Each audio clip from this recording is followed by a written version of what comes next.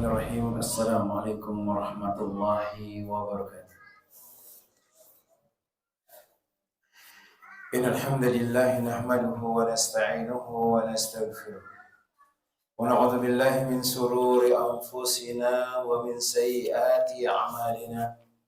Man yahdihillahu fala mudilla lahu wa may yudlil fala hadiya lahu. Wa asyhadu an la ilaha illallah wahdahu la syarika lahu. Lahul mulku wa lahul hamdu wa huwa ala kulli syai'in qadir. Wa asyhadu anna Muhammadan abduhu wa rasuluhu wa habibuhu wa khaliluhu salawatu rabbi wa salamuhu alaihi wa ala alihi wa ashabihi wa man ihtada bihudahu ila yaumiddin yauma la yanfa'u malun wa la banun illa man atallaha biqalbin salim. Masyarul muslimin wal muslimat jemaah yang semoga dirahmati oleh Allah wa rabbul alamin. Kita senantiasa bersyukur kepada Allah wa rabbul alamin. Bersyukur atas limpahan berkah yang diberikan oleh Allah tabaraka wa taala kepada kita ya jemaah. Dan di antara cara bersyukur yang terbaik adalah dengan meningkatkan ketakwaan kepada Allah tabaraka wa taala. Menjalankan semua yang diperintahkan oleh Allah, kemudian menjaga diri kita dari semua yang diharamkan oleh Allah Rabbul Alamin. Kemudian jemaah yang semoga dirahmati oleh Allah Tabaraka wa Ta'ala, selawat beriring salam kita ucapkan kepada Nabi kita Muhammad bin Abdullah sallallahu alaihi wasallam. Allahumma salli wa sallim wa zid wa barik wa an'im ala sayyidina wa maulana Muhammad bin Abdullah sallallahu alaihi wasallam. Ya Allah, semoga selawat beriring salammu, tambahan berkah dan nikmatmu, semoga senantiasa tercurahkan kepada hamba kekasihmu ya Allah, kekasih kami ya Allah, junjungan kami ya Allah, Muhammad bin Abdullah sallallahu alaihi wasallam. Jemaah yang semoga dirahmati oleh Allah tabaraka wa ta'ala. Allah Rabbul Alamin adalah Rabb yang senantiasa memberikan semua kebutuhan untuk kita ya jemaah. Maka tidak boleh seorang itu berprasangka buruk kepada Allah Rabbul Alamin. Bahkan di antara adab seseorang itu ketika ada orang hendak meninggal dunia, maka orang yang ada di sisinya hendaknya memberikan wasiat kepada orang yang hendak meninggal dunia tersebut. Atau orang yang lagi sakit hendaknya dia berbaik sangka kepada Allah Rabbul Alamin. Berbaik sangka. Dan kita juga harus berbaik sangka apapun kondisi kita ya jemaah. Bahwa Allah uji kita, Allah kasihkan nikmat, Allah buat susah rezeki kita, maka yakinlah Allah Tabaraka wa Ta'ala tidak akan pernah meninggalkan kita, dan itu yang terbaik.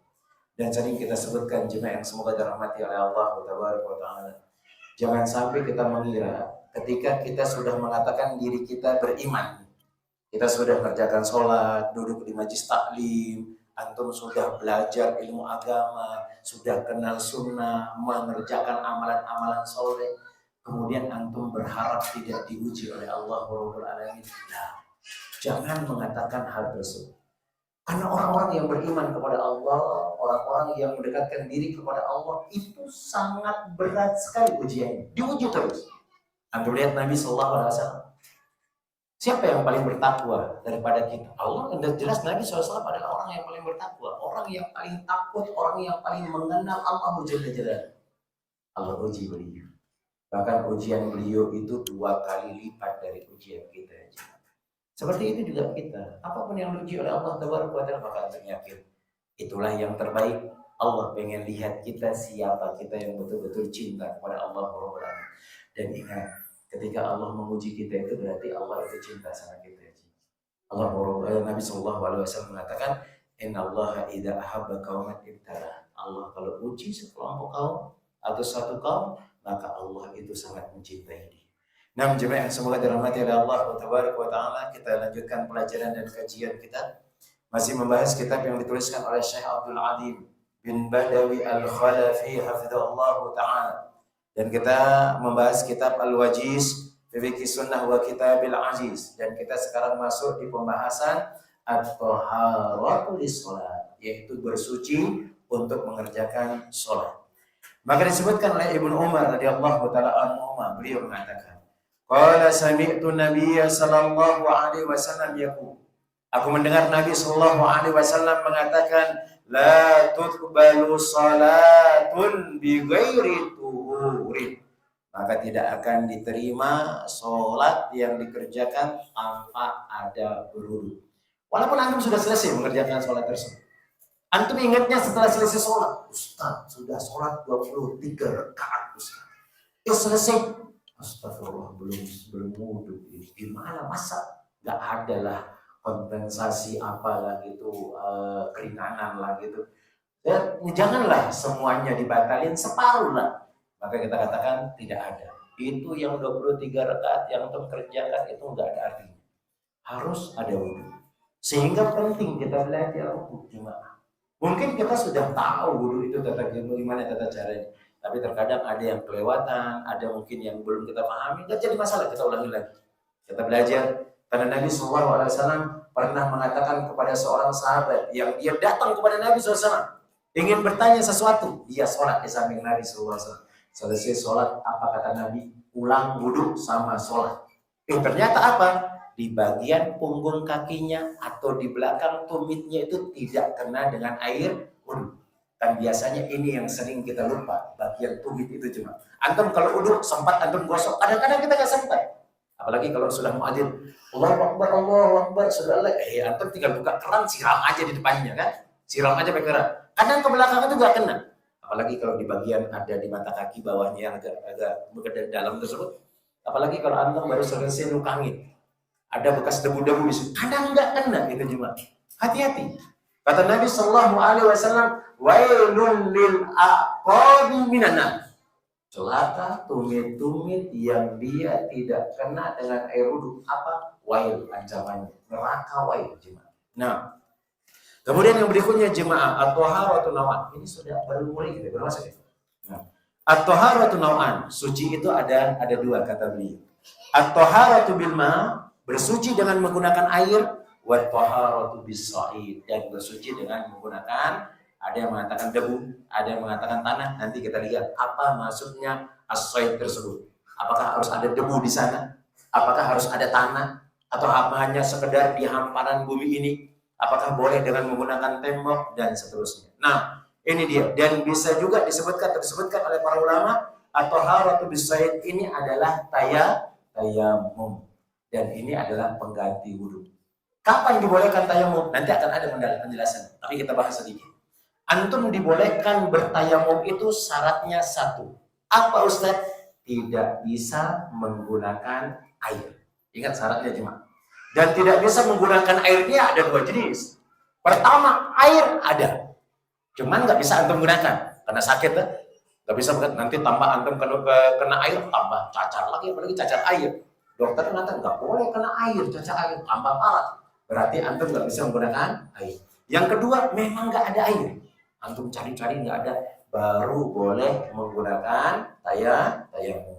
Nah, awalan yang pertama at-thaharatu bil ma'. Kita masuk ke pembahasan yang pertama, yaitu bersuci dengan menggunakan air. Dan bersuci ini ada dua kata beliau, al-wudu wal ghusl. Berwudu sama mandi. Al-wudu'u sifatuhu, dan berwudu ini tata caranya adalah sebuah hadis yang berasal dari Humran Maula Utsman. Humran pembantunya Utsman. Maka dia bercerita anna Utsman ibni Affan radhiyallahu taala anhu da'a bi wadu'in. Beliau minta air yang ada di bejana. Ini namanya wadu. Wadu itu tempat air. Beliau minta, kemudian beliau berwudu. Bagaimana caranya? Beliau mengatakan faghsala kaffaihi salasa marrat. Beliau mencuci tangannya dulu tiga kali. Kenapa dicuci? Kenapa disunahkan dicuci? Karena nanti beliau menyebutkan, kita kan kadang-kadang nggak tahu nih, tadi sebelum berwudu itu apa yang kita pegang. Bisa jadi kita pegang kotoran, bisa jadi kita pegang apa, apalagi kalau baru bangun tidur, kata Nabi sallallahu alaihi wasallam. Fa innahu la yadri aina batat yaduhu. Karena dia nggak tahu tadi malam itu bermalam di mana tangannya. Ya namanya kita tidur jemaah, pantat gatal, nggak enak dari luar jemaah, nggak enak. Enaknya tuh langsung masukin. Enaknya langsung masukin. Antum buka sarung antum, celana dalam masuk juga tangan, digaruk baru nikmat. baru nikmat. Ya nggak tahu yang antum garuk apa. Kalau ada najis di sana, maka disyariatkan untuk dicuci tangan. Tapi itu adalah sunnah. Maka beliau mencuci tangannya 3 kali.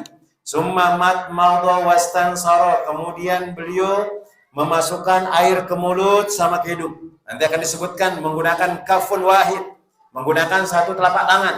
Ambil, masukkan air ke mulut separuh, ke hidung separuh. Dan itu dikerjakan salasa marrah. Kemudian setelahnya itu adalah summa ghasala wajhahu salasa marrah. Kemudian beliau mencuci mukanya 3 kali.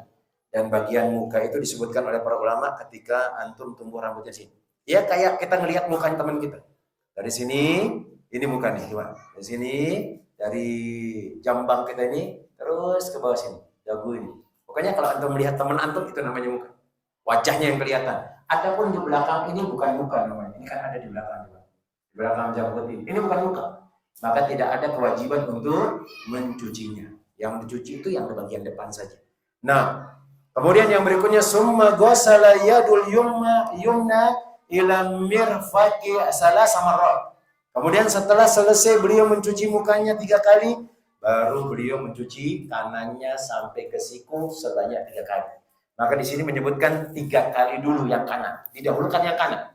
Ambil air 1 sampai siku, 2 siku, 3 siku. Kemudian baru ke kiri. Kalau dulu-dulu kan kita diajarin sama bapak-bapak kita kanan, kiri, kanan, kiri, kanan, kiri. Tapi ada yang membolehkan. Ada yang membolehkan hal tersebut. Cuman yang sering dikerjakan oleh Nabi SAW adalah kanan dulu. Karena dari hadis-hadis yang kuat, diantaranya dari Aisyah radhiyallahu taala anha, beliau menyebutkan karena Nabi SAW yuhibbu atau yujibu at-tayammun. Beliau menyukai yang kanan dulu diselesaikan, baru yang kiri. Nah, summa ghasala yadul yusra misla dzalik. Kemudian beliau mencuci tangan kiri beliau 3 kali sama seperti tangan kanan. Summa masaha ra'sahu. Kemudian beliau mengusap kepalanya. Dan cara mengusap kepala nanti akan dijelaskan oleh beliau di sini. Karena ada orang sebagian mengusap kepala separuh. Nanti beliau akan jelaskan semua. Caranya bagaimana? Di hadis yang sahih yang diriwayatkan Imam Bukhari dan Imam Muslim, maka beliau mengatakan mengusap kepala itu adalah fabada'a bi muqaddami ra'si. Dimulai dari rambut yang tumbuh. Ini rambut yang tumbuh. Ambil air, lepas. Karena bukan dicuci. Ini bukan cuci. Maka kalau orang nyuci misalnya salah dia. Masaha sama ghasala biasa. Masaha itu antum ambil air, lepas. Kemudian gimana? Fabada'a bi muqaddami ra'si. Dimulai dari muqaddami ra'si. Tertumbuh rambutnya ini. Summa dhahaba ila qaffa. Sampai ke tengkuknya. Summa roda ila makanil ladzi bada'a minhu. Kemudian dibalikin lagi ke tempat semula. Kemudian sisa dari air tersebut dimasukkan isba'aihi, ini telunjuknya dalam telinga, kemudian ibu jari di belakang. Kemudian diputar di belakang, ini juga diputar di dalam. Ini dia. Tapi di sini sebutkan cuma kepala karena udhunaini minar ra'si. Telinga itu termasuk kepala kata beliau. Nah, kemudian setelah kepala, summa ghasala rijahul yumna ilal ka'baini salasa marrat. Kemudian beliau mencuci kakinya sampai kedua mata kaki 3 kali. Summa ghasala al-yusra misal dzalik. Selesai 3 kali baru pindah ke yang kiri. Kemudian Utsman mengatakan, "Ra'aitu Rasulullah sallallahu alaihi wasallam tawaddu'an nahwa wudu'i hada." Aku melihat Nabi sallallahu alaihi wasallam berwudu seperti wudu ini.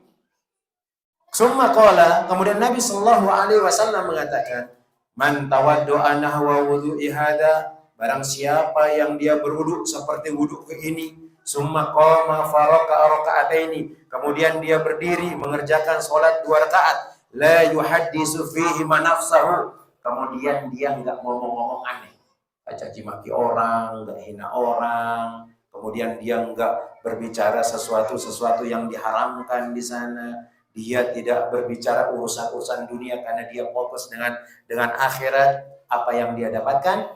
Ghufira lahu ma taqaddama min dhanbi. Dosa kita diampuni juga. Dosa kita diampuni oleh Allah Subhanahu wa taala. Qala Ibnu Syihab mengatakan, wa kana ulama'una yaqul, para ulama kita mengatakan hadzal wudu asbagu ma yatawaddau bihi ahadul salat. Tata cara wudu ini adalah tata cara wudu yang sempurna yang digunakan sholat oleh salah seorang di antara kalian. Itu tata cara yang sempurna. Itu sunnah dan wajibnya dicampur. Tapi nanti akan disebutkan yang wajib-wajib ini, yang sunnah-sunnah ini. Nah, kemudian yang berikutnya kita akan masuk surut sihhatihi, syarat-syarat sahnya wudu. Yang pertama jelas adalah niat. Karena ingat, niat itu syarat sahnya ibadah. Ibadah itu bisa benar karena niat, ibadah juga salah karena niat. Sebagaimana Nabi Shallallahu Alaihi Wasallam mengatakan, innamal a'malu binniyat. Sesungguhnya amalan itu tergantung dari niatnya. Kemudian beliau menyebutkan, wala yusra'u at-talaffadhu biha li'adami subuti anin Nabi sallallahu alaihi wasallam, dan tidak disyariatkan untuk dilafadzkan. Kenapa? Karena tidak ada syariat yang tetap dari Nabi SAW. Dari Nabi nggak ada, dari para sahabat nggak ada, dari para imam pun nggak ada. Yang ada itu setelah imam meninggal dunia semuanya. Baru ada yang mengatakan, oh ini supaya lebih mantap. Dan dulu juga diajarkan kita oleh orang-orang tua kita, antum tahu kunci ibadah yang warna kuning? Kunci ibadah itu biasanya panduan kita. Kalau lagi ngajar-ngajar apa? Kunci ibadah. Kalau nggak salah, Ustaz Zainal Abidin namanya itu. Zainal Abidin. Anak sampai selesai kayaknya baca itu, cuma anak ngajari anak-anak di musola dulu, ya sempat jadi guru ngaji dulu. Sebelum mondok, sebelum kuliah. Ajari, itu panduannya. Di sana disebutkan wudu itu, kemudian niat-niatnya ada di sana. Tapi yang anak nggak dapati, nggak tahu siapa yang meriwayatkan. Karena beliau nggak cantumkan di sana siapa yang meriwayatkan, dan anak belum tahu siapa yang meriwayatkan hal tersebut. Tapi sebagian ustaz kita mengatakan itu sekedar supaya kita ada panduan lah untuk niat, biar lebih mantap. Cuman melafadzkan itu tidak ada dalilnya. Sebagian para ulama mengatakan ada dalilnya melafadzkan niat. Cuman nggak boleh menentukan lafaz tertentu, kata beliau. Di antaranya yang mengatakan niat itu boleh, orang-orang yang sekarang ini, dan para ulama kita. Nabi SAW pernah keliling nyari makanan ke istri beliau yang 9. Ya, dalilnya saya pergi ke istri beliau yang ke-9, nggak ada makanan juga. 9 istri itu nggak punya makanan. Lihat, kelas presiden luar biasa. Kalau sekarang ya, kalau orang jadi pimpinan harus memperkaya diri dulu dia daripada masyarakat. Oh, Nabi enggak. Apa yang dimiliki dikasihkan kepada rakyatnya, kepada masyarakatnya, kepada umat, dikasihkan. Sampai nggak ada makanan beliau. Udah siang kayaknya itu, belum makan, belum minum. Sekitar mungkin jam 7 atau jam 8 datang nyari makanan ke istri beliau. Ternyata nggak ada. Apa kata Nabi? Idan ini so'im. Ya sudah, aku puasa sekarang. Nah, itu sebagian ulama menjadikan itu adalah lafadznya. Di antaranya juga ada yang mengatakan, kan ketika kita pergi umroh, labbaik Allahumma umrotan. Itu dikatakan niat menurut mereka. Labbaik Allahumma haji. Cuma itu aja dalilnya. Di tempat beberapa yang khusus saja. Ayo mereka jelaskan ke semua. Mereka mengatakan boleh niat dengan syarat niat itu hanya untuk penguat saja. Lafaz sudah lebih mantap. Kedua, enggak boleh ditentukan, kata mereka. Enggak boleh. Karena kalau antum menentukan suatu ibadah itu, maka harus ada dalilnya. Contoh, kalau antum sholat, niatnya cuma separuh, ya jangan cukupkan dari sana. Jam berapa antum sholat? Sebutkan. Imamnya ustadz siapa? Sebutkan. Antum di shop berapa? Sebutkan. Di masjid mana antum? Kan pusing juga kita jemaah. Kalau menentukan semuanya, jangan separuh-paruh kalau menentukan niat. Sekalian semuanya. Antum sebutkan imamnya nanti baca surat apa misalnya, antum pakai baju apa, hanya pusing gitu. Karena kenapa? Niat itu adanya di dalam hati. Sekarang pertanyaannya, antum ada nggak tadi niatan mengatakan ketika mau datang ke masjid ini, nawaitu an adhaba ila masjid al-hadi li ajlisa li ta'limi al-wajiz di Syekh Abdul Adim bin Badawi Al-Khalafi. Antum ada niatan dari rumah dari situ? Gak ada kan lafaz seperti itu. Tapi antum sudah ingin datang ke sini, itu sudah dianggap niat, jemaah. Dan itu memang niat yang benar. Dan dalil itu betul. Bahkan disebutkan imam kita yang menyebutkan. Antum siapa yang mengatakan tidak boleh dilafazkan? Imam Nawawi rahimahullahu taala asy-Syafi'i. Imam yang kita banggakan, yang memegang madhab iman kita, Imam Syafi'i rahimahullah ta'ala.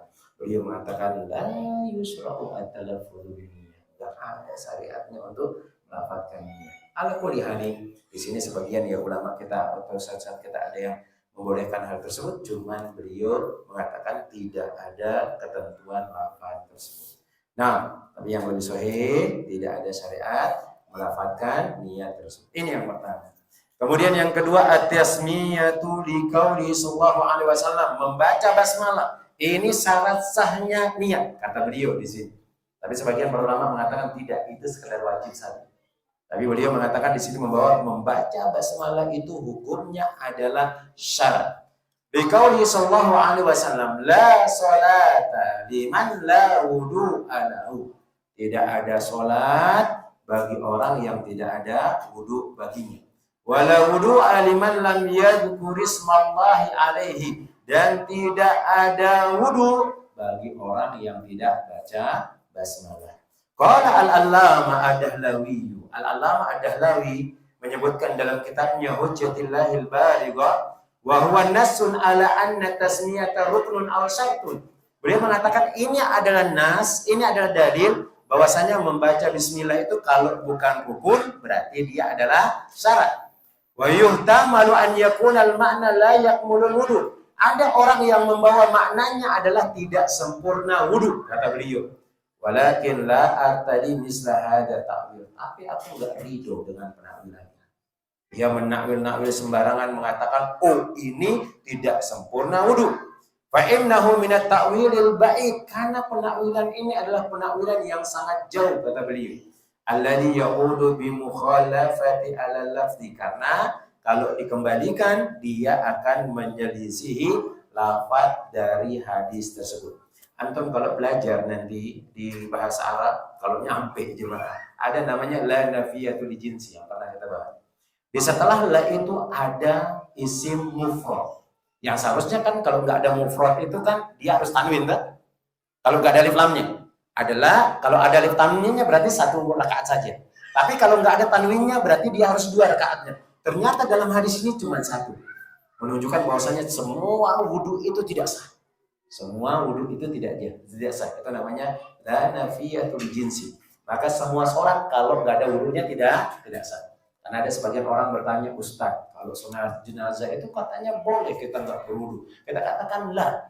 Kalau dia dikatakan sholat berarti dia harus ada wudunya. Kalau dia bukan sholat, maka tidak perlu ada wudu. Apa yang tidak ada sholatnya? Nah, lalu lihat. Kemudian beliau mengatakan yang berikutnya adalah berkesinambungan. Al-muwala, berkesinambungan, tidak terputus. Tidak terputus dengan jarak yang lama. Wahya at-tatabu'u fi ghuslil a'dha, yaitu adalah berkesinambungan dalam mencuci anggota wudu. Wa adamul fasli bainaha bi faslin tawilin. Kemudian tidak adanya pembatas, penghalang antara dua anggota wudu tersebut dengan penghalang yang jauh. Misalnya, antum baru kumur-kumur sama masukkan air ke hidung, antum ke dapur dulu misalnya. Baru balik lagi ke tempat dulu. Selesai cuci muka, pergi ke kamar dulu, baru ke tempat kan nggak boleh. Kalau dia misalnya keran satu mati, pindah ke keran berikutnya sebelah, maka boleh. Tapi kalau kerannya mati, nyari-nyari dia nggak ada air, ternyata air ada di rumah tetangga, maka itu fasilnya itu jauh, lama. Maka antum ulangin dari awal. Kalau dia cuma dekat aja keran ujung ke keran ujung, maka ini nggak jadi masalah. Tapi kalau antum harus berjalan jauh, keliling-keliling, maka ini tidak boleh dilanjutkan, tapi dimulai dari awal. Di hadis Khalid ibn Ma'dan, sebagaimana hadis Khalid bin Ma'dan, anna Nabi sallallahu alaihi wasallam ra'a rajulan yusalli. Beliau melihat ada seorang laki-laki salat. Wa fi dhahri qadamihi lum'atun qadru dirhamin lam yusib halma. Yang mana di punggung kakinya itu ada sebesar dirham yang dia tidak terkena dengan air. Apa yang dilakukan oleh Nabi? Nabi perintahkan dia untuk mengulangi wudunya dan sholatnya.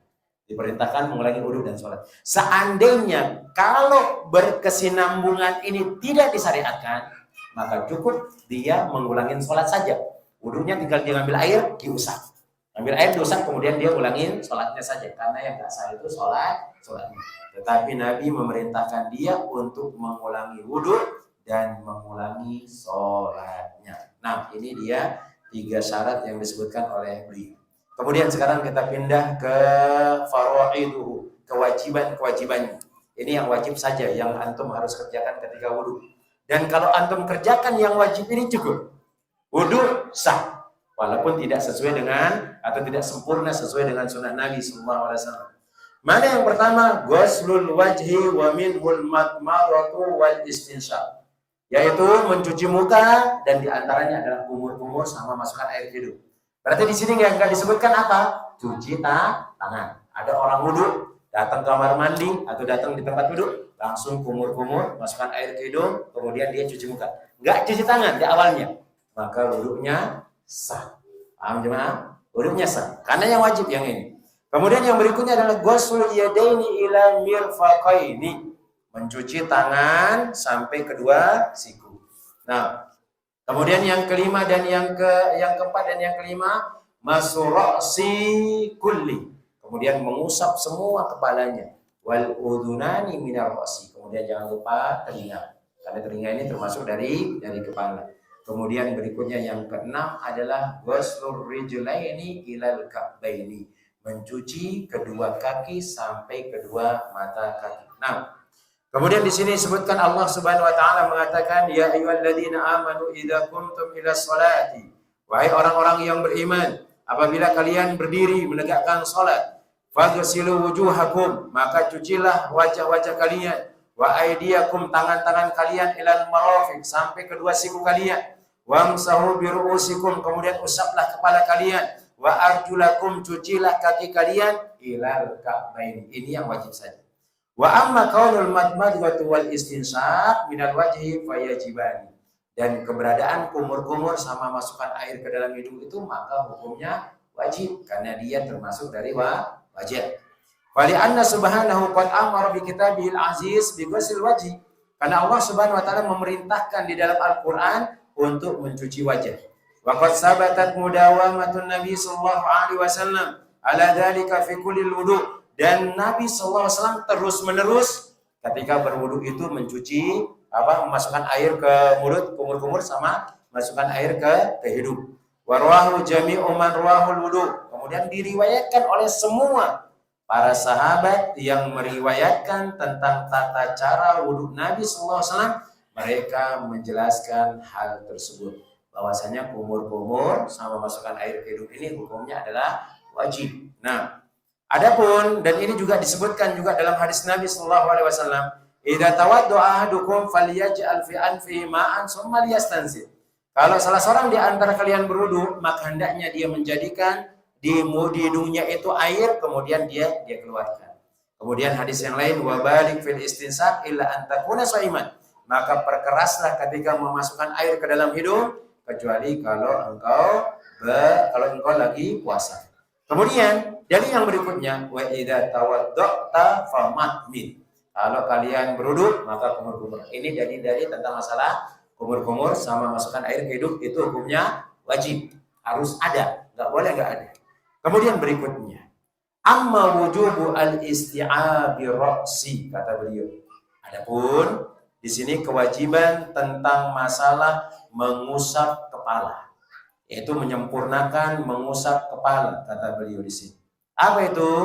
Mengusap kepala di sini beliau menyebutkan kepala itu harus diusap secara keseluruhan. Fali annal amra bil masih fil Quran mujmal, iya, di dalam Al-Qur'an itu pembahasannya secara umum saja.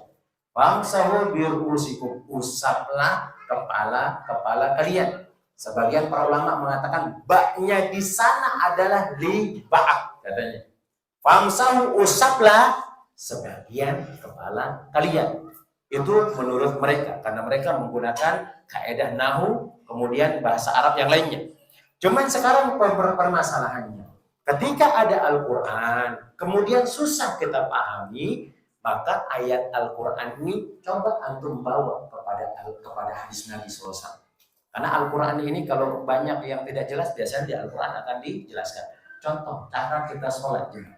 Antum cari di Al-Quran nggak ada antum i'tidal, nggak ada antum duduk di antara dua sujud, nggak ada antum baca tahiyat, nggak ada. Yang adanya di hadis Nabi SAW. Iya, mungkin mereka mengatakan lil ba'at, ini untuk sebagian saja atau birusikum, mengusap sebagian saja. Tapi kita lihat hadis Nabi SAW, apakah itu yang diajarkan oleh Nabi SAW? Maka beliau mengatakan fayurja'u fi bayanihi ila sunnah. Maka hendaknya Al-Quran yang tadi, yang mujmal, itu dibawa kepada sunnah Nabi SAW. Wa qad sabata fi sahihaini, maka sungguh telah ada dalil yang sangat sahih diriwayatkan oleh Imam Bukhari dan Imam Muslim wa ghairihima, dan selain dari keduanya, anna Nabiy sallallahu alaihi wasallam istau'aba masha ra'sihi, bahwasanya Nabi SAW menyempurnakan mengusap semua kepalanya. Dalilnya mana? Dari Amr bin Yahya al-Mazini. An abihi, dari bapaknya. Anna rajulan qala li Abdullah bin Zaid, bahwasanya ada seorang laki-laki berkata kepada Abdullah bin Zaid, wa huwa jaddu Amr bin Yahya, dan dia adalah kakek Amr bin Yahya. Atastati'u an turiyani kaifa kana Rasulullah sallallahu alaihi wasallam yatawadda. Dia mengatakan, wahai sahabat Nabi, engkau bisa enggak ngasih tahu aku gimana tata cara wudu Nabi SAW? Maka Abdullah bin Zaid mengatakan, iya, aku akan tunjukkan kepada engkau. Fada'a bima, beliau minta air. Fa'aqrara ala yadayhi, maka faghasala marrataini. Kemudian beliau menyiram kepada tangannya dua kali. Nanti akan disebutkan cuci tangan 3 kali itu ternyata sunnah. Boleh 2 kali, boleh sekali. Boleh 2 kali, boleh sekali. Maka beliau mencuci tangannya 2 kali. Setelah itu baru beliau kumur-kumur sama istinsar 3 kali. Summa ghassala wajhahu salasa. Kemudian beliau mencuci mukanya 3 kali. Summa ghassala yadayhi ila mirfaqaini, salas maratain. Beliau mencuci tangan dari ujung sampai siku 2 kali. Summa masa ra'sahu. Nah ini dia. Summa masa ra'sahu. Kemudian beliau mengusap kepalanya. Biyadaihi, dengan kedua tangannya. Ini hadis sesuai. Fa'aqbala bihima wa adbar. Maka beliau dari depan ke belakang, maju ke depan. Sebagaimana hadis yang kita sebutkan. Mana hadisnya? Bada'a bi muqaddami ra'sihi hatta dhahaba bihima ila qafa. Dari depan sampai ke belakang. Summa raddahuma ila makanil ladzi bada'a min. Kemudian dibalikin lagi ke depan. Dari mulai dia mengusap kepala tersebut. Kemudian mencuci kaki. Hadisnya sahih. Maka antum jangan ya gara-gara ada ucapan ustaz kita akhirnya antum ngikutin ustaz. Lah jemaah. Kalau ada hadis yang sahih, mau apapun kata ustaz pun enggak usah didengar. Karena imam kita aja mengatakan lau sahal hadis bahwa madhab. Kalau dia hadisnya sahih itu madhab. Bahkan beliau mengatakan kalau ada ucapanku yang bertentangan dengan hadis, ambil ucapanku, lempar dia ke tempat sampah, ambil hadis tersebut. Dan beliau pula mengatakan, wa in tabayyanat lakum sunnatu Rasulullah sallallahu alaihi wasallam, lam yakun ayyada'a li qauli ahad. Kalau sudah jelas hadis Nabi SAW, jangan engkau tinggalkan gara-gara ucapan orang. Nah mungkin kita mengatakan, ada ulama mengatakan hal itu, dibantah sama beliau. Akhirnya ada orang mengatakan, fa'in bila, jikalau ada yang mengatakan kepada engkau, qad sabata min hadisil Mughirah, sungguh telah tetap ada hadis dari Mughirah bin Syu'bah, bahwasanya Nabi mengusap nasiyah, mengusap ubun-ubunnya, wal imamah, dan kepada imamah. Nabi SAW pernah pakai imamah itu separuh dipakai. Separuh kayak seperti ini, imamah diikat. Maka beliau ketika berwudu diusap ubun-ubunnya, sisanya diusap ke surbannya. Nah, orang tersebut mengatakan, oh berarti ini boleh dong mengusap separuh kepala. Hanya ada ulama kita yang membolehkan 3 rambut antum dicuci gitu. Ada yang ngambil air tepuk gitu, kayak nepuk anak-anak kecil gitu. Nah, apakah ini benar? Beliau mengatakan, fal jawabannya. Innama iktasara ala masin nasiyah, hanya saja beliau mencukupkan mengusap ubun-ubun, li'annahu kamala massa baqiyati ra'si ala imamah. Cuman beliau menyempurnakan mengusap imamah. Ingat, berarti kondisi ini antum akan ketahui bolehnya antum mengusap separuh kepala kalau antum pakai surban. Dan surbannya itu yang dililit, jemaah, bukan surban yang sudah dikasih lem, di peci kan ada tuh, yang surban-surban sekarang kan, daripada yang susah dililit, ada cuma dijual di mana-mana. Nah, ini kalau pakai peci seperti ini diusap nasiyah kata beliau. Kemudian dalam hadis itu jelas, Diusap separuh ubun-ubun, sisanya ke imamah. Nah, beliau menyebutkan hal tersebut. Wa nahnu naqulu bidzalik, dan kita berpendapat seperti itu. Berarti kalau antum pakai imamah, tafadhol, usap separuh kepala antum, sisanya ke surban. Kata beliau, walaysa fihi dalilun ala jawazi iktisari ala masin nasiyah. Dan di dalam dalil ini bukanlah hal atau dalil menunjukkan bolehnya mengusap ke sebagian kepala saja. Bukan dalilnya. Bukan dalilnya. Karena kondisi Nabi SAW lagi pakai imamah. Diusap separuh, disempurnakan di imamah. Dan ini bukan dalil, bolehnya cuma separuh. Kata beliau, nggak ada dalil hal tersebut. Au ba'di ra'si, atau sebagian kepala. Min ghairi takmili ala imamah, tanpa dia menyempurnakan keimamahnya. Berarti kalau antum pakai imamah ya sudah separuh antum usap, separuh antum ini. Dan kondisi orang ini berarti kesimpulannya ada 3 kondisinya. Innahu yajibu al-isti'abu ra'si bil masi. Pertama, orang ini wajib menyempurnakan mengusap semua kepalanya. Kalau dia tidak menggunakan imamah.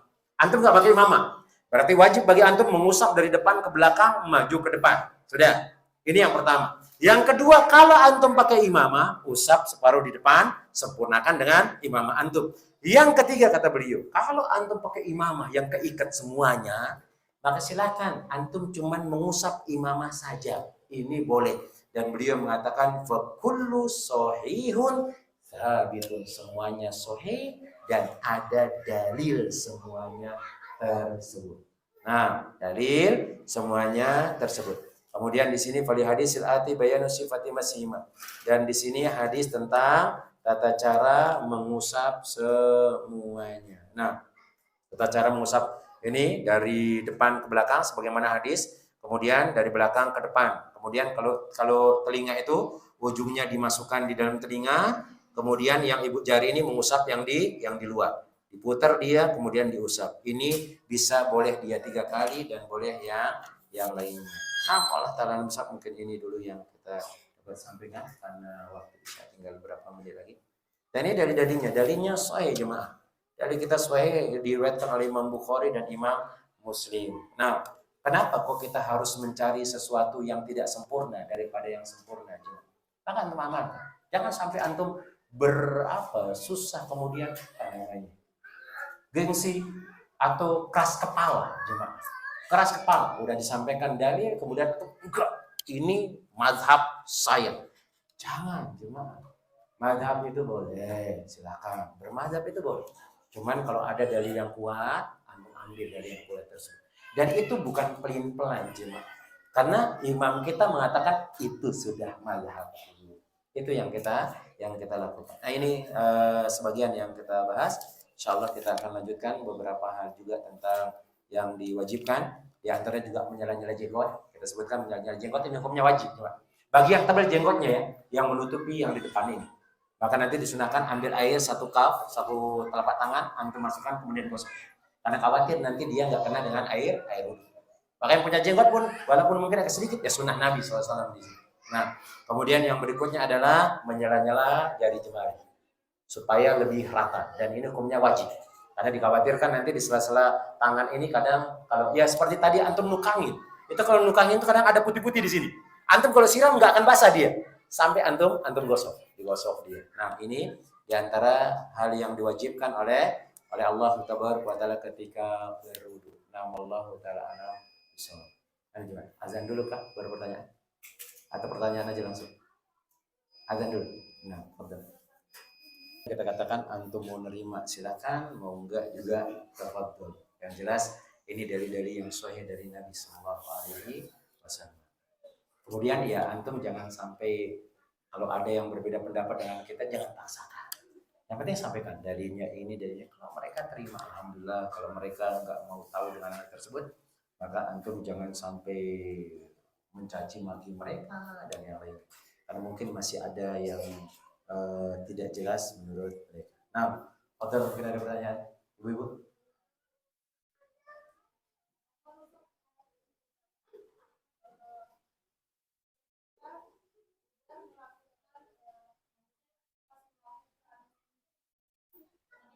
Nah,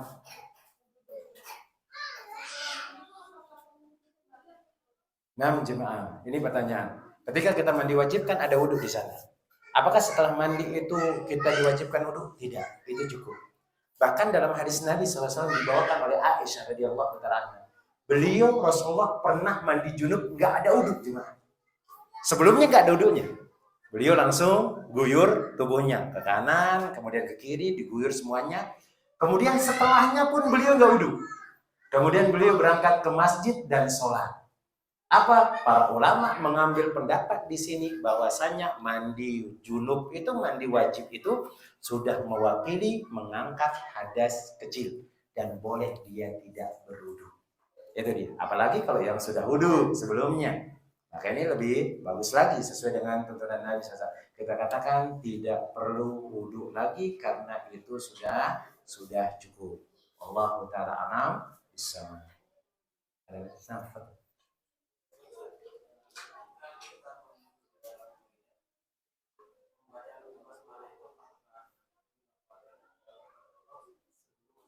Enam jemaah. Ketika wudhu di dalam toilet, kan dalam toilet itu dibolehkan wudhu nggak jemaah? Di dalam dibolehkan wudhu. Ada yang mengatakan dilihat toiletnya. Kalau dia tempat buang hajat, sebagian ulama mengatakan nggak boleh. Kalau dia tempat mandi saja itu boleh. Apa ada kulihalin Nabi SAW berwudhu di tempat beliau mandi junub. Beliau mandi junub. Maka beliau berwudhu di sana. Bagaimana dengan baca bismillah? Maka dikatakan oleh para ulama yang benar itu adalah antum baca bismillah dari luar, niatkan sekalian untuk mandi. Niat untuk masuk ke kamar mandi, niat untuk dibaca ketika mandi junub. Kemudian bagaimana Ustadz kalau sudah di dalam kamar mandi? Kita lupa tadi baca bismillah. Kalau memang antum sempat keluar, apalagi kalau dalam rumah kan, biar anak-anak nggak ada, lompatlah sebentar keluar. Tapi hati-hati jangan sampai jatuh antum. Antum bayangin lompat keluar pakai anduk saja, lompat keluar jatuh. Kan kasihan. Lompat keluar sebentar, bismillah masuk. Silakan. Terus bagaimana kalau di tempat umum, Ustaz, orang lagi ngantri? Maka sebagian ulama mengatakan ya sudah. Antum niatkan saja di dalam hatinya antum. Itu kata para ulama. Kalau memang itu darurat. Tapi kalau antum bisa keluar, jelas keluar. Karena tidak boleh membaca basmalah di dalam kamar mandi. Nah, Allah karena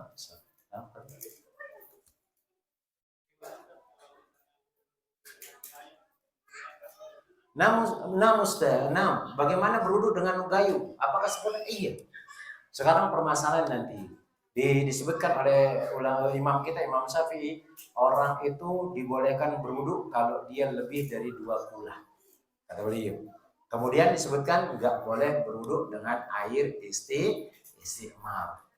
Nah, air istimal itu apa sih maksudnya oleh beliau? Air istimal itu air yang sudah antum gunakan itu nggak boleh digunakan. Contohnya, antum kumur-kumur, masukin lagi ke tempat gayung tersebut. Kemudian antum cuci tangan antum. Ini yang nggak boleh. Adapun kalau dia pakai, kemudian netes ke sana, itu tidak jadi masalah. Kalau antum katakan, air yang netes ke dalam itu, kemudian akan batal wudhu antum, susah gitu cuma. Karena antum berwudhu itu setiap antum ngambil air, pergi ke yang lain. Cuci muka, kena tangan antum. Cuci tangan antum, kena kepala antum. Cuci rambut antum, kena lagi muka antum. Nggak sah wudhu itu. Maka yang dimaksud oleh imam kita adalah bekas antum wudhu ini kumur-kumur masukin ke sana, itu antum pakai. Bekas tangan itu antum pakai, bukan yang kepercik. Nah, maka silakan berwudhu dengan gayung tersebut, bisa antum dituangkan atau yang lainnya. Nanti kita bahas tentang masalah 2 kula itu kayak gimana sih. Ada yang mengatakan 2 kula itu sebesar telaga kecil. Ada yang mengatakan ya selama dia tidak berubah 3 hal dari sifat air tersebut. Maksudnya tidak berubah warnanya, tidak berubah rasanya, dan tidak berubah baunya. Boleh jemaah. Ember. Karena Nabi SAW meminta wadu. Wadu itu bejana di sana, diminta oleh beliau. Karena nggak ada pancuran dulu jemaah. Kayak bejana. Beliau pernah dituangkan air juga pernah. Ambil air kemudian dituangkan ke tangan Nabi SAW. Itu juga boleh. Allah Ta'ala selama dia tidak kena dengan najis dan yang lain. Nah, Allah Ta'ala pada. Nah,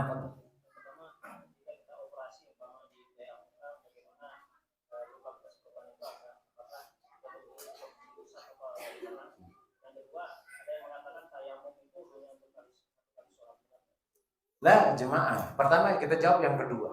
Wudu iya tayamum itu sama hukumnya dengan wudu. Wudu tayamum itu sama hukumnya dengan wudu, berlaku dia. Apa yang membatalkan tayamum itu yang apa yang membatalkan wudu itu yang membatalkan tayamum, ditambah satu adanya air. Kalau antum tayamum nggak kentut, nggak buang air besar, kemudian nggak kencing antum, maka masih bisa digunakan untuk ibadah yang berikutnya. Boleh. Kedudukannya sama dengan wudhu. Dan tayamum itu batal dengan semua yang membatalkan wudhu. Ditambah satu. Ingat ditambah satu. Apa? Adanya air. Adanya air. Atau bisa antum menggunakan air. Itu dia pembatalnya. Ditambah satu. Kemudian yang berikutnya tadi, bagaimana kalau orang nih mukanya operasi, kemudian dia mau sholat, Ustaz, pakai perban. Apakah harus kena dengan air misalnya, kemudian sekedar diusap? Sebagian ulama mengatakan diusap, sebagian mengatakan nggak usah, karena sudah gugur. Antum ketutupan, tapi sebagian yang mengatakan untuk kehati-hatian, ya diusap aja bagian mukanya yang perban. Tapi sebagian mengatakan ya nggak ada wajib. Tidak ada kewajiban. Kemudian sebagian ada mengatakan digabung antara air dan tayamum. Digabung dengan antara yang lainnya pakai air, ketika muka itu cuma dengan tayamum. Tapi anak kurang ini seperti itu. Nah, kalau tayamum ya tayamum, kalau antum wudu ya wudu. Nah, seperti itu. Maka kalau memang susah untuk menggunakan air, ya sudah tayamum aja, tepuk, kemudian usap. Kalau memang ada perban, ya jadikan syarat. Karena nggak bisa dibuka, lagi operasi antum gimana? Maka di sini disebutkan ad-daruratu tubihul mahdurat. Ketika darurat, sesuatu yang tidak boleh, sesuatu yang haram itu dibolehkan. Contoh kayak seperti antum sholat bawa najis. Kan bawa najis itu batal sholat kita, batal. Antum bawa najis misalnya pakaian antum pada najis atau antum bawa mungkin kencing kemudian antum masukin di saku. Nah, atau mungkin memang pakaian ini najis. Gak ada pakaian sama sekali. Antum nyari nggak ada orang punya pakaian misalnya, antum harus menggunakan itu sholat atau misalnya dalam penjara lah gitu, anggap dalam penjara pakaian antum najis bekas air kencing dan yang lainnya, maka kalau antum sholat dalam keadaan telanjang daripada menggunakan pakaian yang najis, lebih bagus antum pakai baju yang najis karena sama-samanya kan membatalkan sholat ini. Pakaian telanjang membatalkan sholat, kemudian pakai baju najis juga membatalkan sholat. Maka di sini kata para ulama, fa in tazahama adadul masalih yuqaddamul a'la minal masalih. Kalau ada kedua maslahat bertabrakan, antum dahulukan yang lebih tinggi. Wa didduhu tazahumul mafasidi yurtakabul adna minal mafasid. Tapi kalau ada dua mudarat, sekarang mudaratnya ini telanjang sholat sama sholat dengan menggunakan pakaian najis. Mana mudarat yang lebih sedikit? Menggunakan pakaian yang najis daripada antum telanjang, kelihatan aurat antum dilihat sama orang lain, ya bahaya juga kan jemaah. Nah, lebih baik antum sholat dalam keadaan pakaian najis, dan itu boleh ketika darurat, karena ketika darurat itu sesuatu yang haram dibolehkan. Nah, jemaah, Allah taala alam. Nah, mungkin kita cukupkan, insyaallah kalau ada pertanyaan minggu depan kita akan berjumpa lagi billahi taala. Kita akan melanjutkan pembahasan kita tentang masalah masih berwudu. Semoga Allah taala memudahkan semua urusan kita, kemudian memudahkan dunia dan akhirat kita, memudahkan kita untuk terus beribadah kepada Allah Jalla Jalaluhu, kemudian menutup usia kita dengan husnul khatimah dan memasukkan kita ke dalam surganya, amin ya rabbal alamin. Kita cukupkan dengan doa kafaratul majlis. Subhanakallahumma wa bihamdika asyhadu an la ilaha illa anta astaghfiruka wa atubu ilaik. Assalamualaikum warahmatullahi wabarakatuh.